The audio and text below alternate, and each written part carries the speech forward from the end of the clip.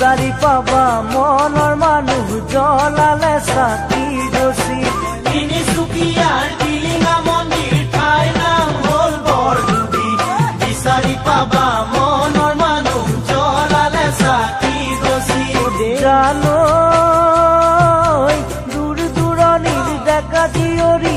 আহেনো যোৰা পাতি পুৱা গধূলি টিলিঙা বান্ধে হ'বলে বিয়াখনি দূৰ দূৰণিৰ ডেকা জীয়ৰী আহেনো যোৰা পাতি